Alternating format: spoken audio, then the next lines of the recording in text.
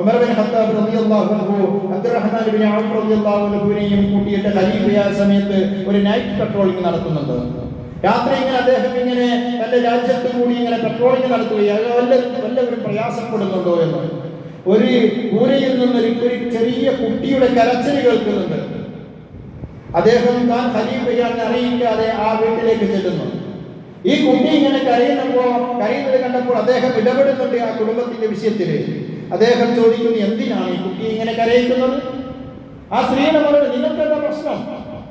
ഞങ്ങളെ ഈ കുട്ടിക്ക് ഈ ഉമ്മ പാല് കൊടുക്കൽ നിർത്തിയതുകൊണ്ട് വിശന്നിട്ട് കരയാണ് കുട്ടി. അപ്പോ ഈ മനുഷ്യൻ പറയുന്നു, ഉമർ റളിയല്ലാഹു അൻഹു പറയുന്നുണ്ട്, നിങ്ങൾ ആ കുട്ടി ഇങ്ങനെ കരയിക്കരുത്. അപ്പൊ ആ സ്ത്രീ പറയുന്ന മറുപടി, നിങ്ങൾ ഇതിൽ ഇടപെട്ട സ്ഥിതിക്ക് ഞാൻ പറയാം.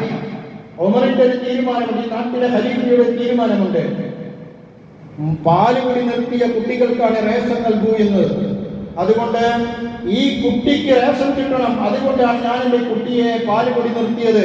അത് പാലില്ലാത്തത് കൊണ്ട്, ലഭിക്കാത്തത് കൊണ്ട് കരയുകയാണ് എന്ന് പറഞ്ഞപ്പോ ഉമർ റളിയല്ലാഹു അൻഹു തിരിഞ്ഞു നിന്ന് നെഞ്ചത്ത് കൈവച്ച് പറഞ്ഞൊരു വാക്കുണ്ട്, എത്ര കുട്ടികളെയാണ് ഈ ഉമർ വേദനിപ്പിക്കുന്നത്, എത്ര കുട്ടികളെയാണ് ഈ ഉമറെ കരയിപ്പിക്കുന്നത്, എത്ര കുട്ടികളെയാണ് ഈ ഉമറെ വിഷപ്പിക്കുന്നത് എന്ന് പറഞ്ഞുകൊണ്ട് ഉമർ റളിയല്ലാഹു അൻഹു തിരിഞ്ഞു നിന്ന് കരഞ്ഞൊരു സംഭവമുണ്ട്.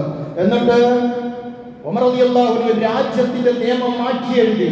ഇനി അങ്ങോട്ട് പ്രസവിക്കപ്പെട്ട കുട്ടിക്ക് മുഴുവൻ എല്ലാ ആൾക്കാർക്കും ഇനി അങ്ങോട്ട് റേഷൻ ഉണ്ട് എന്നോ.